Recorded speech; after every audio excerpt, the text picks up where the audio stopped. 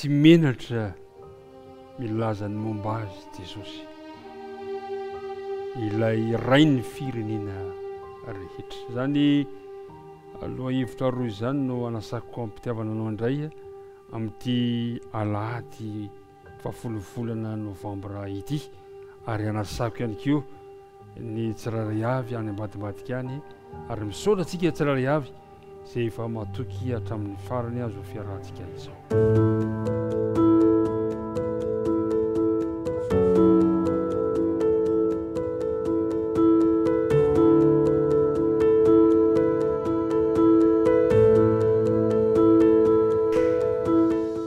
Miaraba antsika rehetra tsakanavaka, fa lehibe indray tafahoana soamantsara aminao sy ianao izay sambany vao tafaraka amintsika amin'ity fandaharana ity izao.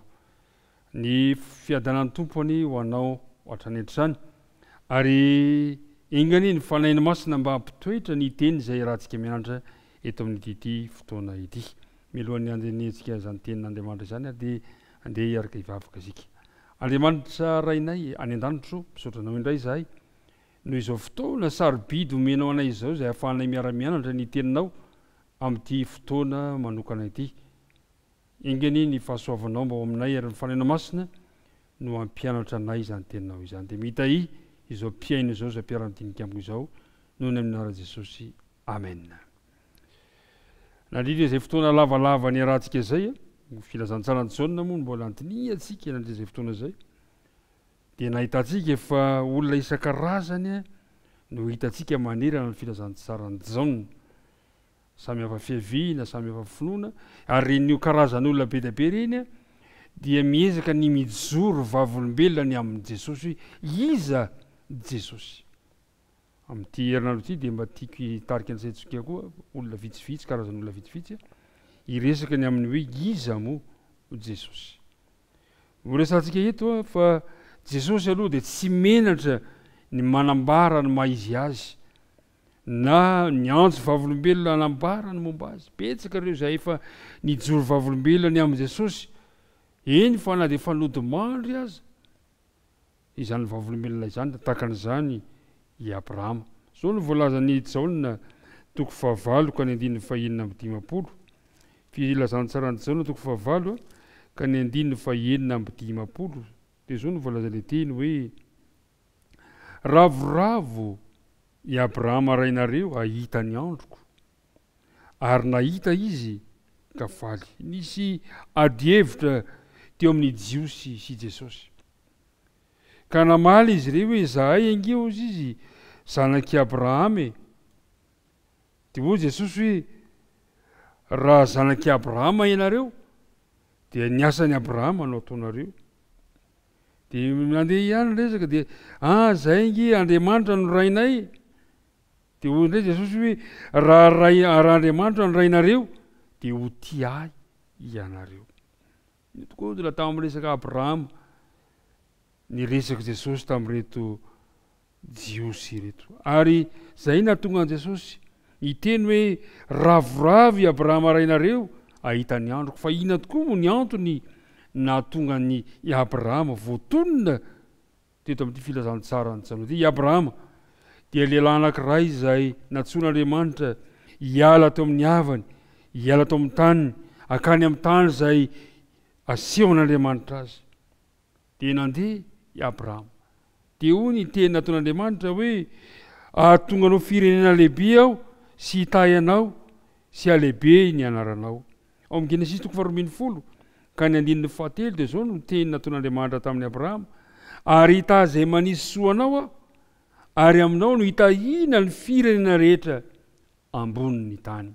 Izany i Abrahama. I Abrahama ilay lehilahin'Andriamanitra nanaiky ny antson'Andriamanitra. Tamin'ny alalan'ny masony finoana tokoa mantsy no nitazanany Abrahama ilay mpamonjy izay ho avy te Jesosy izany.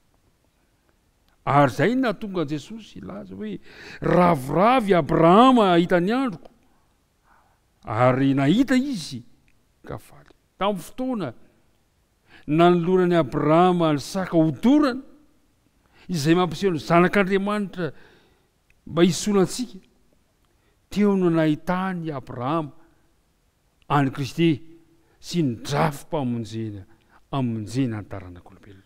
Tena nahita tamin'ny alalan'ny finoana no nahitany Abrahama ny andron Jesosy ka ravoravo izy. I Abrahama lay rainy mino nomena azy ny teny fikasana hitahina firenena rehetra. Izy lay namaly ny antson'Andriamanitra.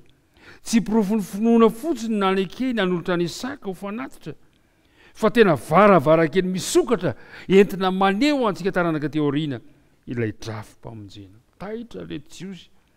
Rehefa niteny Jesosy manao hoe ravoravo Abrahama rainareo, dia hoy navaly izy ireo, tsy mbola 50 taona akory ianao ka dia efa nahitany Abrahama fa. Dia zao no voalaza Jesosy amin'ny Jaona 4:20. Lazaiko aminareo marina tokoa, fony tsy mbola ary Abrahama dia efa izy aho. Ry mpiara-mianatra namana isany, zava-dehibe ny fanekentsika any Jesosy. Ravoravo i Abrahama tamin'ny alalana finoana no nahitany Abrahama ny andron Jesosy. Ary mpiara-mianatra namako isany, andeha ampiasaitsika koa androany ny finoana. Amin'ny alalan'ny finoana koa androany no mba ifalitsika ny tontolo andro fa Jesosy tsy misaraka aminao mandritra ty tontolo andro ity. Ary izay ny zavatra mahafinaritra indrindra. Tsy menatra Jesosy nanambara izany hoy izy hoe fony tsy mbola ary i Abrahama dia efa izy aho. Jesosy ilay efa nisy hatrizay. Mino ve ianao ampitomboy ny finoana? Ka raha hiatrika izao tontolo andro zao aminao dia ampiasaitsika izany maso ny finoana zany mba ahitantsika ilay mpamonjy antsika tsiray avy, ka ahatonga antsika anaiky. Dia zao no voalaza, dia sady nijery ny zanan'Andriamanitra no milaza hoe ho velona ianao satria efa nanavotra anao aho. Velona ianao satria efa nanavotra anao aho. Andriamanitra le hitantsika tsiray avy amin'ity andro misokatra ho antsika ity, ka dia tsy amila anao irery izy na iza misy anao dia homba anao izy satria efa nanomana drafim-pamonjena amonjena anao Andriamanitra. Dia marana antsika izao fotoana izao ary dia andeha hiaraka hivavaka isika. Andriamanitra rainay tsara indrindra izay ny an-danitra misaotra anao izahay noho ny fotoana sarobidy izay nomenao anay teo ka nahafantaranay ny fijoroana vavolombelona izay nataony i Abrahama, ka nahitany tamin'ny lalana finoana ilay andron'i Kristy, ka nahatonga azy ho ravoravo sy faly. Ampio ihany koa izahay mba ho faly sy ho ravoravo satria ahitanao mponona mandritra izao tontolo andro izao. Dia tantano ary izahay mitahy anay ary tantano izao mpiara-mitinika amiko izao mandritra ty tontolo andro ity. Mivavaka dia tononona saingan-tanay eo amin'ny anaran'i Jesosy Kristo. Amen.